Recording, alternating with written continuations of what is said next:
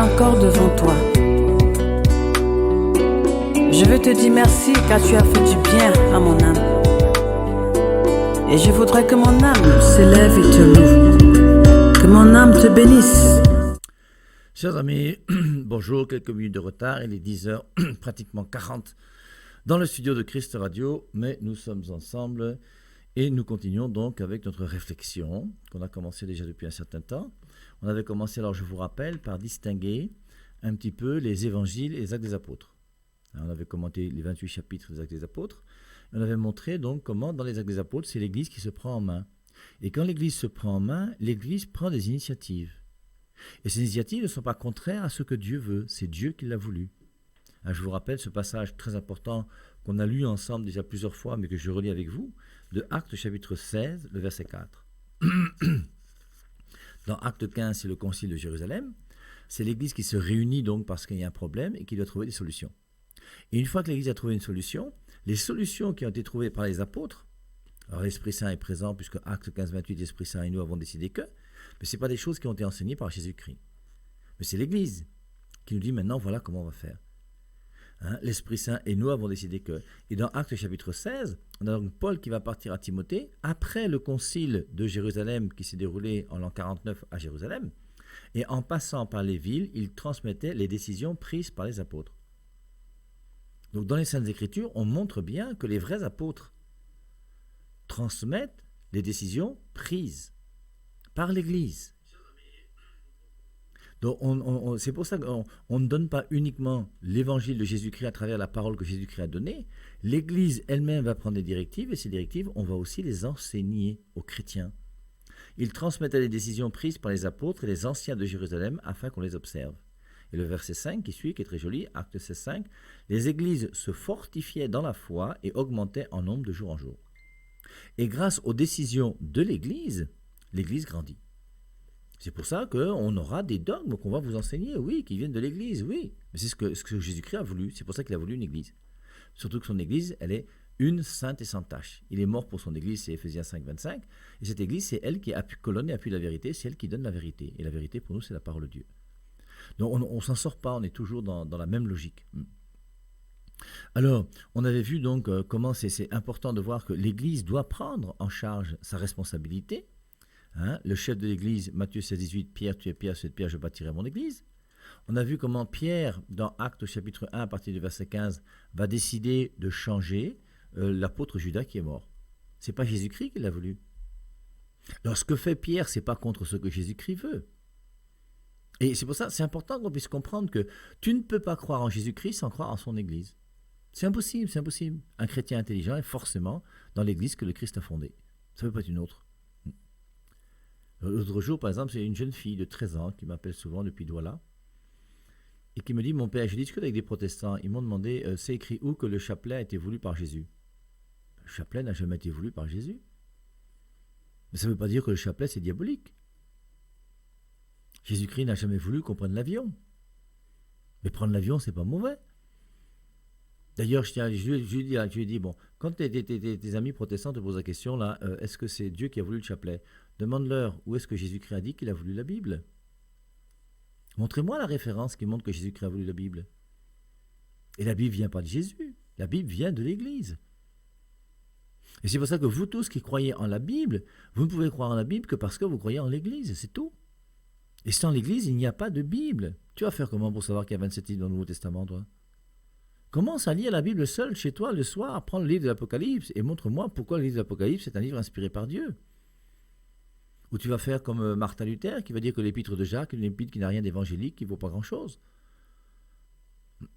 C'est pour ça que quelque part, c'est important de bien réfléchir et de comprendre que le Christ est venu sur terre, il a rempli sa mission, il est mort pour nous sauver, c'est clair, il a versé son sang, il est mort, il est ressuscité. Maintenant, lui, il est parti, il a fait ce qu'il avait à faire et maintenant, il confie à l'Église le don de donner la parole de Dieu aux hommes et de donner les sacrements. Et c'est par l'Église que Jésus-Christ a voulu que tu reçois la parole de Dieu et que tu reçois les sacrements. C'est pour ça que l'Église sauve, parce que le sacrement du baptême sauve. 1 Pierre 3, 21, le baptême qui vous sauve actuellement.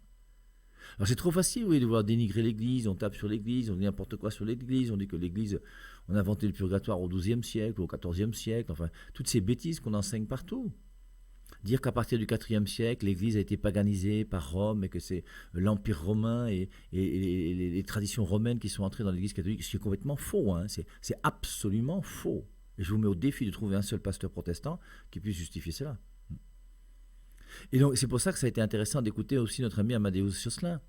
Alors, nous, après avoir vu le rôle de l'Église, c'est donner la parole de Dieu et donner les sacrements pour permettre aux gens de recevoir le don de Dieu à travers les sacrements et le salut à travers le sacrement du baptême qui sauve et de recevoir la plénitude de la parole de Dieu. Et la parole de Dieu est donnée premièrement, ce que Jésus-Christ a voulu, par l'Église. Et c'est pour ça que la parole de Dieu se trouve premièrement dans l'Église. Et c'est pour ça que maintenant, avec nos frères des autres églises, qui ne sont pas chrétiens catholiques comme nous, il faut leur faire comprendre la différence qu'il y a entre la Bible et la parole de Dieu. Et ça, c'est absolument capital. D'abord, il faut savoir que la parole de Dieu a été voulue par Dieu lui-même, puisque c'est lui qui l'a donnée, mais la Bible n'a pas été voulue par Jésus. Alors, je ne dis pas que Jésus-Christ est contre, c'est pas ça que je dis, hein, qu'on s'explique bien. Mais je dis, vous ne trouverez aucune référence biblique qui dise que Jésus-Christ a voulu le Nouveau Testament. Vous ne trouverez aucune référence biblique qui dit que Jésus-Christ a voulu 4 évangiles. Vous ne trouverez aucune référence biblique qui dit qu'il faut qu'il y ait 27 livres dans le Nouveau Testament. Et si le Nouveau Testament a 27 livres et qu'il y a 4 évangiles, c'est pourquoi? C'est parce que, sans le savoir, vous croyez en l'Église, que malheureusement vous critiquez tous les jours. Comme quoi vous êtes très contradictoire. Un chrétien intelligent est forcément et obligatoirement catholique. Ne pas être catholique, je regrette, c'est un peu bête dans sa manière de réfléchir et de raisonner. Alors, on me dit que quand je dis ça d'une manière, je blesse les gens. Bon, je suis désolé de vous blesser, mais qu'est-ce que vous voulez? Si vous voulez qu'on mange une omelette, il faut casser des œufs. Hein. Et donc, de temps en temps, il faut casser des œufs, oui. Mais c'est important, vous voyez. Moi, je fais tout ça, vous voyez, au nom de la charité, au nom de la vérité. Je ne fais pas ça pour blesser mes frères des autres églises. Je fais ça pour leur montrer que quelque part, il y a quand même des choses qui sont aberrantes, qu'on ne peut pas accepter quand on est intelligent. Ça, c'est impossible.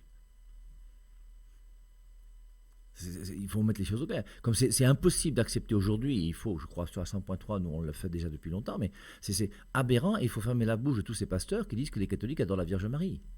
C'est du mensonge. Il y a un pasteur qui enseigne que les catholiques adorent la Vierge Marie, qui met ses genoux à terre et qui demande à l'Esprit Saint si ce qu'il enseigne est vrai. Et l'Esprit Saint va te montrer que tu as tort. Si c'est vraiment l'Esprit Saint qui te parle, hein, parce que ton Esprit Saint, là aujourd'hui, on ne sait plus quel est l'Esprit Saint, puisque tout le monde a l'Esprit Saint, tout le monde dit des choses différentes, chacun a son église, chacun a sa parole de Dieu, chacun fait ses trucs, et au nom de l'Esprit Saint aujourd'hui, on fait n'importe quoi, on dit n'importe quoi. Mais le véritable Esprit Saint, si tu es son ami, le véritable Esprit Saint ne peut pas faire autre chose que te conduire à l'église qui a été voulue par Jésus-Christ pour laquelle il est mort. C'est clair. Je vous rappelle qu'un chrétien intelligent ne peut pas entrer dans une église fondée par un homme. Je crois que c'est clair aussi.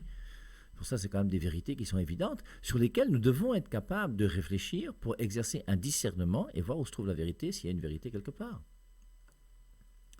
Alors, c'est pour ça que c'est très important de distinguer Bible et parole de Dieu. Alors, la difficulté, c'est laquelle, vous voyez? La difficulté, c'est que, alors je crois qu'on peut vite comprendre que celui qui a autorité sur la parole de Dieu, c'est Dieu seul. C'est pour ça que tout chrétien, dès qu'il reçoit la parole de Dieu, ne fait que s'incliner et dire Amen. Parce que la parole de Dieu vient forcément de Dieu. Et si c'est Dieu qui a dit, c'est que c'est vrai. Puisque Dieu ne peut pas mentir. Dieu il est la vérité. Et tous les chrétiens qui ne sont pas catholiques, qui m'écoutez là, je sais que vous cherchez la parole de Dieu. Et vous avez raison, c'est une bonne chose, il faut chercher la parole de Dieu. Et maintenant, moi je vais vous aider à essayer de voir où se trouve réellement la parole de Dieu. Est-ce qu'il y a une parole de Dieu quelque part? Qu'est-ce que c'est que la parole de Dieu? Où se trouve-t-elle? La parole de Dieu est née quand? C'est une question stupide. La parole de Dieu n'est jamais née. Il n'y a pas de naissance de la parole de Dieu. La parole de Dieu, c'est la parole de Dieu. Donc Dieu qui est éternel, lui, quand il parle, c'est la parole de Dieu, c'est éternel. Par contre, la Bible a un commencement. La Bible n'a pas été donnée à Moïse. Moïse n'avait pas la Bible. Abraham n'avait pas la Bible. Dieu n'est pas entré dans le jardin avec Adam et Ève en donnant une Bible en disant écoutez, il y aura l'Apocalypse qui va être écrit, il y a 4 évangiles, Matthieu, Marc, Luc, Jean, alors je vous prépare déjà maintenant, voici la Bible. Non, jamais. Et ce qui est curieux en plus, vous voyez, là où vous voyez que le débat est quand même un débat qui doit être intelligent, sur lequel nous devons réfléchir, c'est que on s'aperçoit que sur la Terre aujourd'hui, vous avez une Bible de 66 livres et une Bible de 73 livres. Alors, j'insiste pour dire, ceux qui ne sont pas intéressés par le nombre de livres de la Bible, vous ne m'intéressez pas non plus parce que vous ne cherchez pas la vérité. Je n'aime pas les gens qui ne cherchent pas la vérité. Combien de fois j'ai rencontré des chrétiens avec qui j'ai commencé à discuter, et au moment où il faut discuter sur la Bible, à savoir, est-ce que la Bible a 66 ou 73 livres, oh, c'est pas important, l'essentiel c'est que... Mais c'est très important, mon frère. Tu dis que tu aimes Jésus, toi? Et tu veux pas savoir combien de livres il y a dans la Bible? Si on te dit demain que la Bible a 2 livres, ça t'est égal? Si on te dit maintenant qu'il y a 220 livres, ça t'est égal? C'est la parole de Dieu, mon frère. Parole de Dieu qui est inspirée par Dieu, qui a été mise par écrit. Et ces livres saints sont des livres très importants. Moi, je respecte les Saintes Écritures. Moi, je respecte la Bible. Et pour moi, ce serait un scandale d'avoir un verset biblique en moins dans ma Bible. Ce serait un double scandale d'avoir des chapitres en moins dans ma Bible. Ce serait un triple scandale d'avoir des livres entiers absents de la Bible. Et c'est pour ça que mais c'est important quand même de réfléchir sur simplement le véritable nombre de livres de la Bible. La Bible a-t-elle 66 livres? La Bible a-t-elle 73 livres? Puisque ce sont les 2 grandes Bibles que nous rencontrons sur la terre aujourd'hui. Et c'est important qu'on puisse se poser la question. Et si la Bible a 66 livres, que je prenne la Bible de 66 livres et que je comprenne que les livres qu'il y a en plus sont des livres qui ne servent pas à grand-chose et je les mets de côté. Par contre, si la Bible a 7 livres en plus parce que ma Bible de 66 livres n'est pas complète, je dois savoir quels sont ces livres pour voir s'il n'y aurait pas des choses que Dieu voudrait me dire à travers ces livres-là. Nous devons aimer la parole de Dieu. Et je vous rappelle que l'église qui respecte le plus la Bible, c'est nous les catholiques. Il n'y a pas une église qui respecte la Bible autant que nous les catholiques. Et en plus, je vous rappelle, c'est nous qui avons donné la Bible au monde. Je vous rappelle que la Bible est née vers l'an 400. La première Bible qui a été traduite avec 73 livres, ce n'est pas à l'époque de Jésus. Jésus n'a jamais eu de Bible dans la main. Jean n'a jamais eu de Bible dans la main. Paul n'a jamais eu la Bible dans la main. Alors ils avaient les Écritures, ce qu'on parle dans les Écritures quand on parle dans le Nouveau Testament, les Écritures, Actes 17, 11, les chrétiens de Bérée vérifiaient dans les Écritures si ce que Paul disait était vrai. Et ils vérifiaient dans les Écritures. Quelles Écritures? Ce n'était pas l'Évangile de Jean, ce n'était pas l'Apocalypse, ce n'était pas les Épîtres de Paul. Paul n'était même pas encore converti, ou il s'était à peine converti.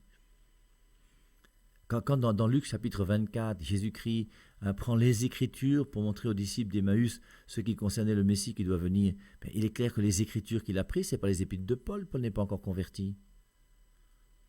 C'est pour ça que c'est important, vous voyez, qu'on réfléchisse et qu'on essaie d'être le plus vrai possible par rapport à toutes ces choses. Et qu'on n'ait pas peur de pouvoir chercher la vérité en toute vérité. Alors, vous voyez, on va commencer à... C'est le premier enseignement sur la distinction entre Bible et parole de Dieu. Je pense qu'il y en aura beaucoup. Et donc, il faut la première des choses, il faudrait peut-être commencer par faire la distinction entre ce que c'est qu'un livre et ce que c'est qu'une parole. La parole de Dieu est éternelle. Elle est efficace. Le livre n'est pas efficace. Aucun livre n'est efficace. Il n'y a pas d'efficacité dans un livre.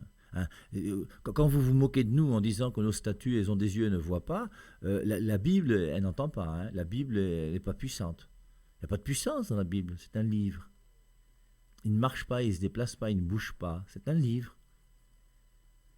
Et pour ceux qui savent que Dieu a créé avec la parole, Dieu dit que la lumière soit et la lumière fut. Lorsque Dieu dit que la lumière soit, c'est bien la parole qui crée l'univers, mais il n'y a pas la Bible. Dieu n'a pas la Bible dans sa main quand il crée. Mais il y a la parole qui est là, oui, il y a la parole qui est là, mais pas la Bible. C'est pour ça que c'est très important de bien distinguer les deux. Alors je vous rappelle que si tu perds ta Bible, est-ce que tu vas dire que tu as perdu la parole de Dieu? Quand tu as perdu, tu oublies ta Bible dans un taxi. Tu as perdu la Bible, oui, mais tu n'as pas perdu la parole de Dieu. Si dans ta maison, pour une raison ou autre, moi un jour, je me souviens, c'est des gens qui étaient venus à la paroisse, et il y avait une grande veillée, je ne sais plus quelle fête c'était, qu'on célébrait. Et puis à la fin, donc, quand ils sont rentrés chez eux, ils se sont aperçus que leur maison a complètement brûlé. Et quand je suis allé les voir le lendemain matin, c'est une maison en planche, Il restait que quelques tôles qui étaient affaissées par terre. Il y avait même un parpaing avec une lampe ancienne Sonnelle, là. Et puis tout est parti, tout. Il n'y avait plus rien.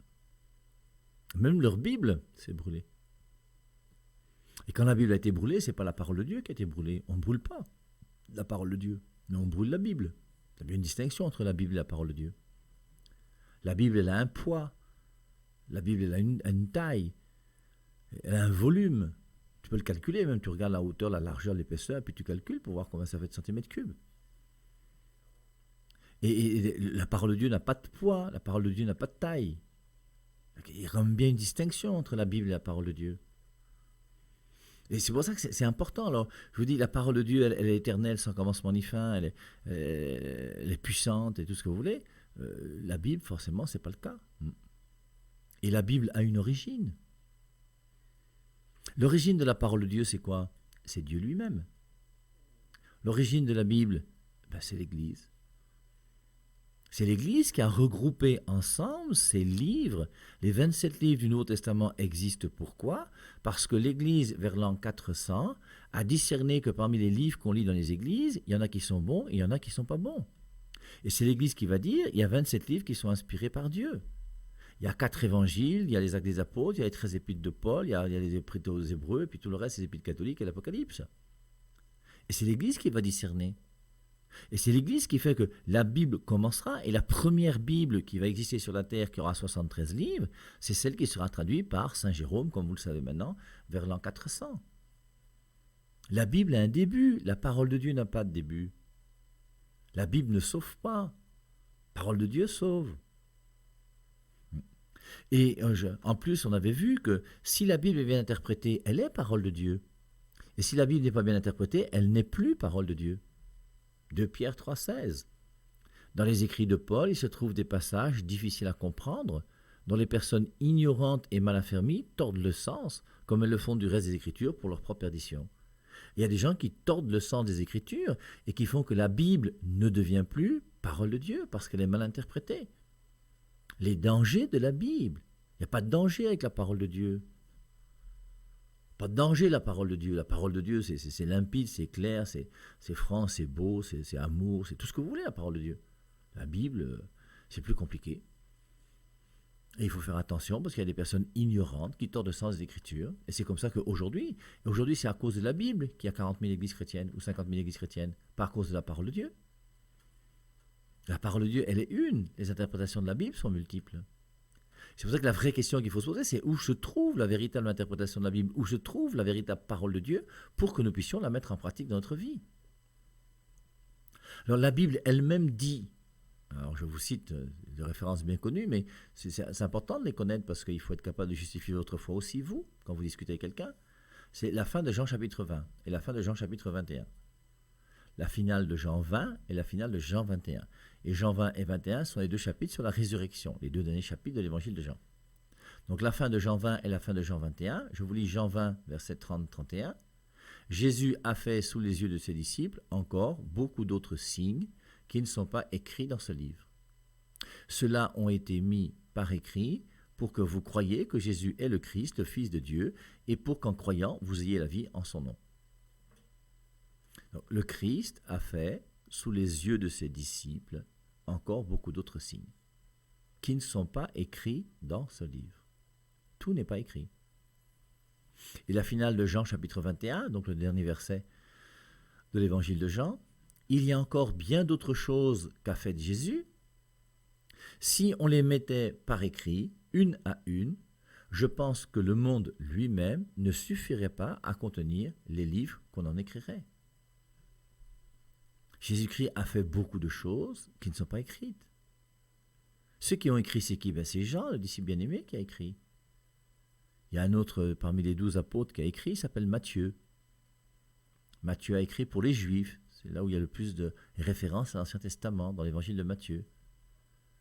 Jean a écrit, lui, je suis persuadé, parce que dans la révélation qu'il a reçue dans le livre de l'Apocalypse, au chapitre 10, le verset 11, le dernier verset du chapitre 10 de l'Apocalypse, il est écrit « Il faut que tu prophétises sur beaucoup de nations ». Or, Saint Jean, il est déjà vieux.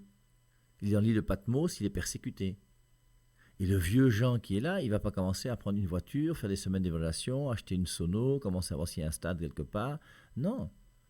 Et comme il est déjà vieux, la seule manière dont il peut lui prophétiser sur beaucoup de nations, à son âge, c'est pas de partir et de prendre l'avion, il n'y en a pas. Mais c'est d'écrire son évangile. Et je crois que c'est à cause de l'Apocalypse chapitre 10, verset 11, que Saint Jean va écrire son évangile.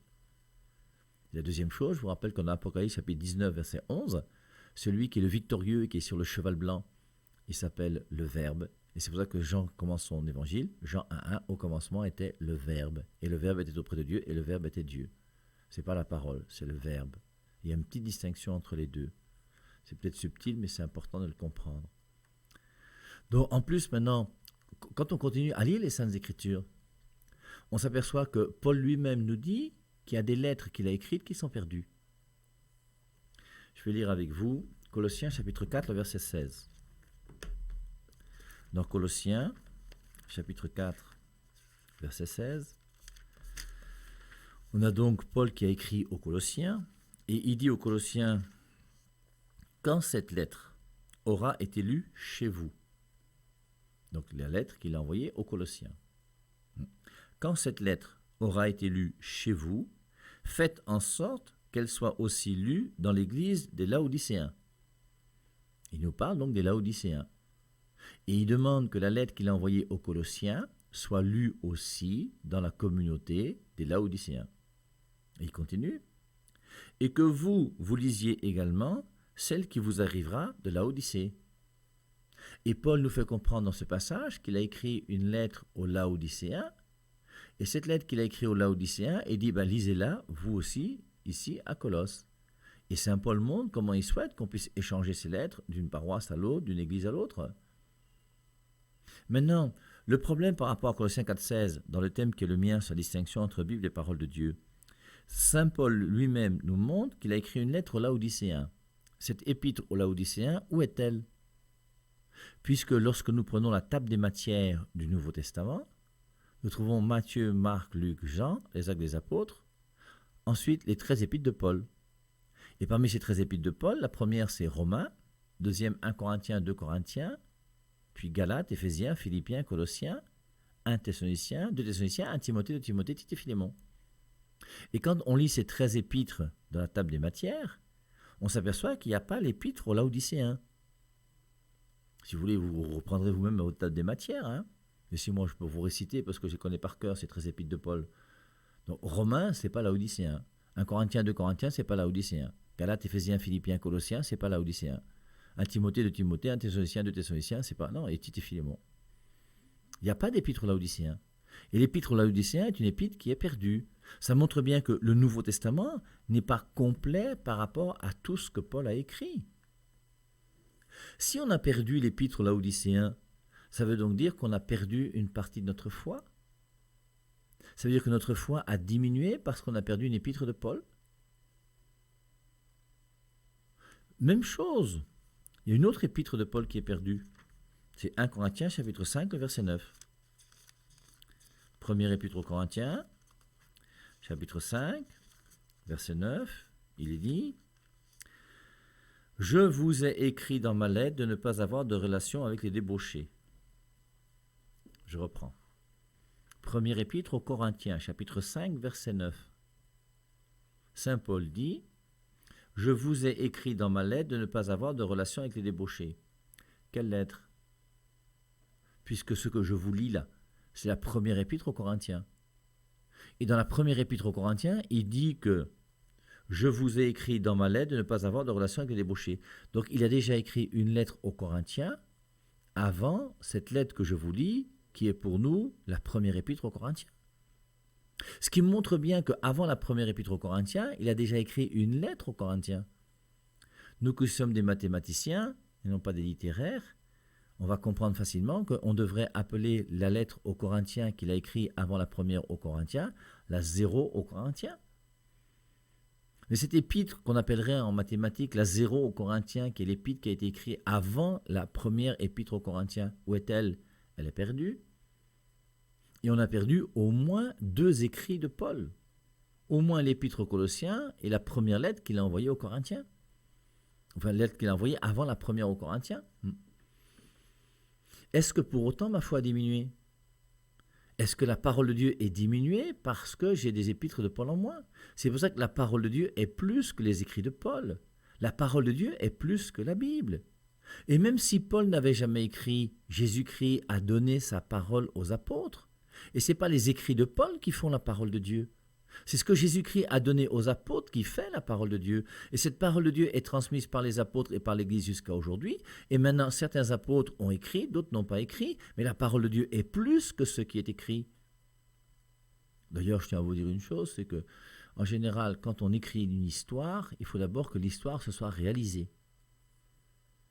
Il y a d'abord le vécu. Avant que j'écrive mon livre sur ma vie et que je vous dise que j'ai été baptisé le 30 août et que je suis né le 28 août, j'ai été baptisé 2 jours après ma naissance, c'est parce que réellement, il y a 59 ans, j'ai été baptisé 2 jours après ma naissance, que je peux écrire aujourd'hui que j'ai été baptisé le 30 août.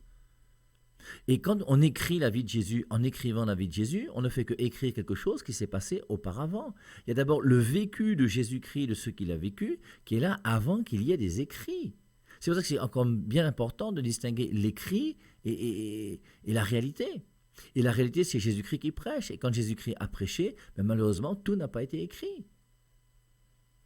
Et Jésus-Christ a voulu que sa parole soit transmise premièrement aux apôtres et par oral, et non pas premièrement par écrit. Et c'est pour cela que moi je pense que revenir simplement aux écrits, c'est diminuer la vérité. Alors on peut dire aussi, oui, Jean 16, 12. Jésus-Christ dit, dans Jean chapitre 16, versets 12 et 13, « J'ai encore beaucoup de choses à vous dire, mais vous ne pouvez pas le porter à présent. Mais quand il viendra, lui, l'Esprit de vérité, il vous introduira dans la vérité tout entière, car il ne parlera pas de lui-même, mais ce qu'il entendra, il le dira et il vous dévoilera les choses à venir. » Alors c'est intéressant, alors on y réfléchira, parce que à travers ce passage de Jean chapitre 16, verset 12, on comprend l'importance des conciles. Actes chapitre 15, le concile de Jérusalem. Verset 28, l'Esprit Saint et nous avons décidé que. Et si l'Esprit Saint est présent au concile avec les apôtres, l'Esprit Saint et nous avons décidé que. Et c'est comme ça, pas seulement au concile de Jérusalem, c'est comme ça à travers tous les conciles de l'Église. C'est pour ça que si nous acceptons le concile de Actes chapitre 15, on doit accepter le concile de Nicée en 325. Le concile de Constantinople en 381, le concile d'Éphèse, je crois, en 425 ou 431, je ne sais plus combien. Et tous les conciles, jusqu'au dernier concile qui est le concile Vatican II. Quand vous avez des gens qui aujourd'hui, au nom de la vérité, refusent un concile, mais c'est au nom de quelle vérité? C'est ta vérité à toi dans ta petite tête, mon frère. Ce n'est pas la vérité de ce que Dieu a voulu. Qu'est-ce que Jésus-Christ a dit? J'ai encore beaucoup de choses à vous dire. Mais vous ne pouvez pas le porter à présent. Mais quand il viendra, lui, l'Esprit de vérité, donc l'Esprit Saint. Et on voit comment, dans Actes chapitre 2, l'Esprit Saint descend à la Pentecôte, et dans Actes chapitre 15, l'Esprit Saint conduit l'Église. Et c'est ce même Esprit Saint qui conduit l'Église jusqu'à aujourd'hui. C'est pour ça que dans Matthieu 28, le verset 20, Jésus-Christ pourra dire « Je suis avec vous chaque jour jusqu'à la fin du monde. » Et Jésus-Christ est avec nous chaque jour jusqu'à la fin du monde. Il ne peut pas ne pas être avec nous, c'est impossible. Et c'est pour ça que donc Jésus-Christ est dans son Église et l'Esprit Saint est dans son Église depuis que son Église existe. Et depuis 2000 ans, c'est toujours le même Jésus et le même Esprit Saint qui dirige cette Église, avec l'autorité de Pierre et tout ce que nous connaissons. Maintenant, on pourrait continuer encore, vous voyez. La Bible elle-même parle de la tradition. Ce passage de 2 Thessaloniciens 2,15, sur lequel il est bon de s'arrêter. Et 2 Thessaloniciens 2,15, c'est la question qu'on avait posée à Scott Hahn. Je vous recommande ce livre, qui est un livre absolument génial. Je ne sais pas pourquoi vous ne voulez pas l'acheter. Il ne coûte que 2000 francs et il s'appelle « De la foi de Luther à la foi de Pierre ». C'est un excellent livre que je vous recommande. Je vous rappelle aussi que les Bibles des peuples sont arrivées déjà depuis quelques semaines. Et que donc vous pouvez acheter les Bibles des peuples à 4500 francs la Bible des peuples. Et dès que vous achetez 10 Bibles, le prix de gros, c'est 4200. Les cartons sont des cartons de 20 Bibles. Donc 4200 x 20, ça fait 84 000, si vous êtes intéressé par un carton. Donc vous pouvez acheter ces Bibles chez les frères de Saint-Jean au Collège Vogt. Vous demandez le frère Baudouin, qui est là, qui sera très gentil et très heureux de vous vendre quelques Bibles, ou alors vous pouvez passer derrière la radio à Messa Menongo. Je suis très souvent présent, et si je ne suis pas là, j'ai mon fils Pablo qui est là, et qui se fera un plaisir de vous vendre les Bibles. Alors, 2 Thessaloniciens 2,15. Donc, Scott Hahn était en train de donner un cours à l'université. Il y a des jeunes qui lui ont posé la question, à partir de 2 Thessaloniciens 2,15. Ainsi donc, frères, demeurez fermes et retenez les instructions que nous vous avons transmises, soit de vive voix, soit par lettre. Qu'est-ce que ça veut dire? Comment comprendre ce passage? 2 Thessaloniciens 2,15. Saint Paul dit, « Ainsi donc, frères, demeurez fermes et retenez les instructions que nous vous avons transmises, soit de vive voix, soit par lettre. » Et Saint Paul reconnaît que l'enseignement qu'il a donné est un enseignement qui est à la fois oral et écrit. Et revenir uniquement aux écrits de Paul, c'est diminuer la vérité. Et revenir uniquement aux écrits de Paul, c'est encore doublement diminuer la vérité parce qu'il y a des écrits de Paul même qui sont perdus. Et tu ne peux même pas revenir à ces écrits qui sont perdus, l'épître aux Laodicéens et l'épître qu'il a envoyé aux Corinthiens avant la première épître aux Corinthiens que nous avons dans le Nouveau Testament. Et il dira dans 2 Thessaloniciens 3,6, nous vous recommandons, frères, au nom de notre Seigneur Jésus-Christ, de vous éloigner de tout frère qui vit dans le désordre et non selon la tradition que vous avez reçue de nous. Il y a une tradition. La tradition fait partie des Saintes Écritures. Et nous, les catholiques, nous respectons cette tradition. Tradition orale, tradition écrite, magistère de l'Église. Donc, tout ça, vous voyez, aujourd'hui, c'est pour poser le problème sur la réflexion, la Bible ou la parole de Dieu. Et y a-t-il une différence entre la Bible et la parole de Dieu? Qu'est-ce que la parole de Dieu? Qu'est-ce que la Bible? Quand est née la Bible? Quand est née la parole de Dieu? Cette réflexion, pour nous aider à comprendre et à pouvoir être certains que lorsque nous parlons de la parole de Dieu, nous savons de quoi nous parlons, et nous ne sommes pas des mboutoukous qui disent n'importe quoi au nom de la parole de Dieu. Donc la distinction Bible-parole de Dieu, et dans la Bible, la distinction entre la Bible de 73 livres et la Bible de 66 livres. C'est ce que nous continuerons à faire dans les enseignements à venir. Et j'espère que chacun d'entre vous, vous réfléchirez. C'est important pour moi d'avoir même un thème, ce thème distinction Bible, parole de Dieu. Il faudra avoir une feuille dans votre cahier, peut-être à la fin de votre cahier, où vous remettez toutes les choses qui peuvent nous permettre de bien distinguer parole de Dieu et Bible. C'est un thème qu'il faut travailler toute sa vie. On ne s'arrête jamais. Et c'est le thème le plus important, parce que la distinction entre Bible et parole de Dieu permet de comprendre que Jésus-Christ a voulu une Église et que la parole de Dieu se trouve premièrement dans l'Église et non pas premièrement dans la Bible. Même ceux qui n'étaient pas d'accord commencent à comprendre que ce que je dis là n'est pas complètement idiot. C'est l'enseignement de l'Église. Et c'est pour ça que c'est important de comprendre ce que l'Église enseigne et de ne pas se laisser fourvoyer par quelques personnes qui interprètent mal les Saintes Écritures.